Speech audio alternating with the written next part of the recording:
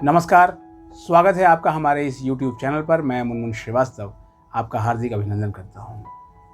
देश भर के जो अभिभावक हैं वो इन दिनों बहुत परेशान हैं। अभिभावकों के साथ उनके बच्चे भी परेशान हैं। 6 साल, 7 साल, 8 साल, 9 साल के मासूम बच्चे जब देख रहे हैं कि उनके पिताजी फीस नहीं भर पा रहे हैं तो किस तरह के स्ट्रेस से वो गुजर रहे हैं। मोदी जी, आप देश के प्रधानमंत्री हैं। आपने अभी कुछ दिनों पहले ही पेरेंट्स के मन की बात सुनी थी, याद है आपको? आपने उनके मन की बात को साकार भी किया और 10वीं और 12वीं दोनों की परीक्षाएं बोर्ड की आपने रद्द कर दी। ये सारे देश के पेरेंट्स की आवाज़ थी कि परीक्षाएं रद्द हो, क्योंकि वो नहीं चाहते थे कि उनके बच्चे किसी खतरे का सामना करें और घरों में सुरक्षित रहें और प्रतियोगी परीक्षाओं के लिए अपना ध्यान लगाएं। अब अभिभावकों की एक और इच्छा है और इससे आप भी वाकिफ़ हैं।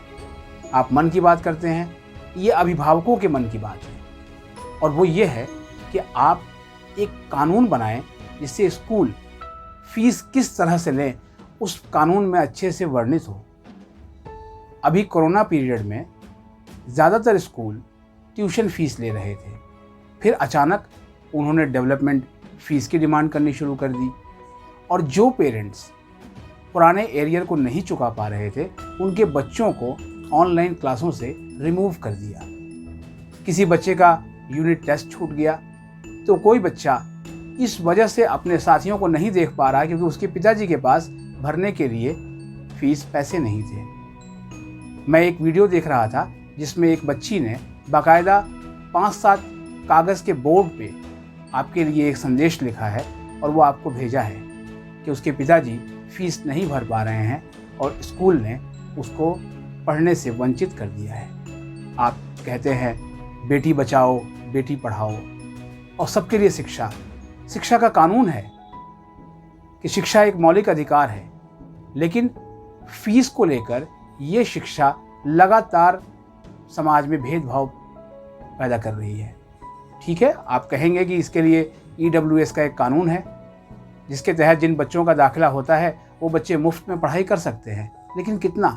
क्या कभी इस आंकड़े को आपने अपने विभाग के मंत्रियों और अपने अधिकारियों से मंगा कर देखा है कि EWS के जो एडमिशन होते हैं उनमें से कितने बच्चे स्कूल में पढ़ रहे हैं और कितने बच्चों को वो तमाम सुविधाएं मिल रही हैं जो उन्हें मिलनी चाहिए? क्या उनके साथ दोयम दर्जे का व्यवहार नहीं किया जा रहा है? क्या वो भी मुख्य धारा में हैं? इन सभी बातों पर अब गौर करने की ज़रूरत है। अभी पिछले दिनों स्कूल कोर्ट में चले गए दिल्ली के, और कोर्ट में उन्होंने कहा कि डेवलपमेंट चार्ज जो है वो हमें मिलना चाहिए क्योंकि लॉकडाउन खुलने के बाद डेवलपमेंट चार्ज लेने के लिए हम ऑथराइज्ड हैं। हाई कोर्ट ने अपना जजमेंट दिया। उस जजमेंट को दिल्ली सरकार ने सुप्रीम कोर्ट में चैलेंज किया और वहाँ से मामला वापस अब हाई कोर्ट में है, जहाँ इसी महीने इस पर सुनवाई होनी है। मोदी जी, एक कानून बना दीजिए। कानून ये कि कौन सा स्कूल कितनी फीस लेगा, उस पर कितनी कैपिंग होगी, ताकि किसी तरह का कोई भी डर, कोई भी भेदभाव ना रहे। बच्चे ये ना सोचें कि उनके पिता के पास पैसे नहीं हैं तो वो कैसे पढ़ पाएंगे। आप भी मानते हैं कि सरकारी स्कूलों की हालत वैसी नहीं है। या तो सरकारी स्कूल आप उस स्टैंडर्ड के कर दीजिए जिससे कि इन प्राइवेट स्कूलों का दम निकल जाए।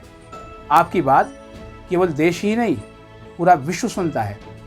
अभी हाल ही में आपने एक बार कहा और यूरोपियन यूनियन ने अपने देशों में कोविशील्ड और कोवैक्सीन लगाने वालों को मंजूरी दे दी।